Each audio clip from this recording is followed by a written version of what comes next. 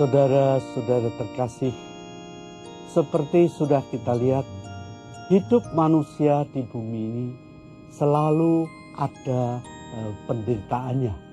Ada kedukaan, ada hal-hal yang tidak mengenakan.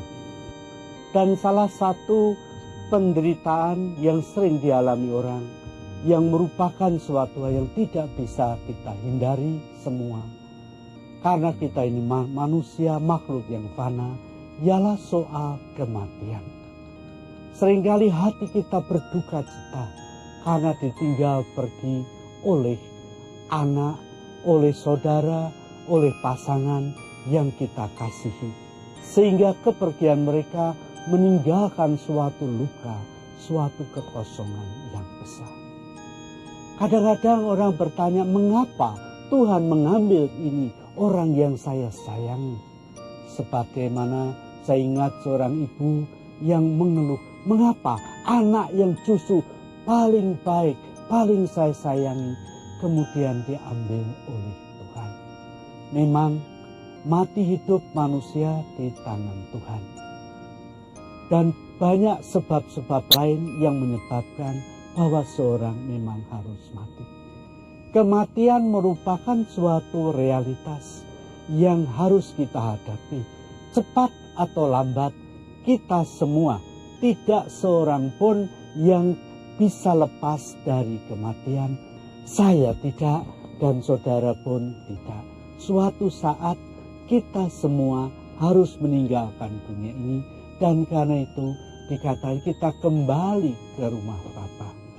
Tetapi saudara, bagi orang yang beriman, seperti dikatakan oleh kitab kebijaksanaan, kematian bukanlah malapetaka, kematian bukan akhir segala-galanya, tapi kematian itu bagi orang Kristen, bagi orang yang percaya, ialah berpindah, yaitu hidup itu tidak berakhir, tapi berubah menjadi sesuatu yang lebih indah, karena di balik kematian Allah Bapa kita menunggu kita.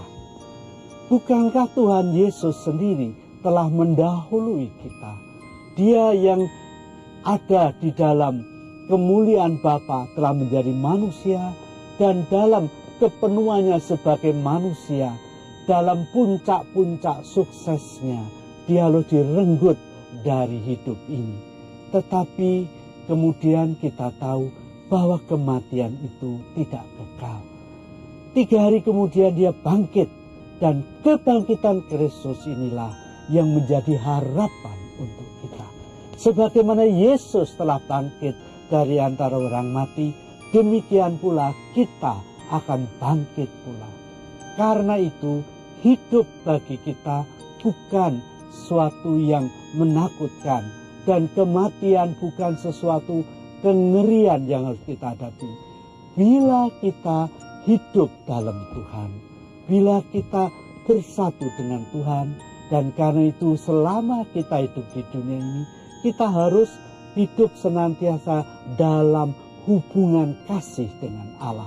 Bila hidup kita arahkan kepada Tuhan, maka pada akhir hidup kita, dan tidak seorang pun luput dari ini, saudara, Tuhan akan datang menyongsong kita.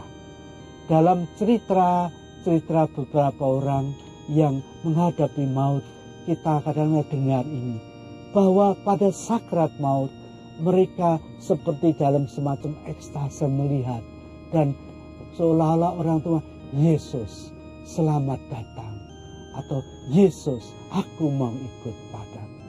Saya masih ingat kematian seorang ibu yang muda, umur 33 tahun.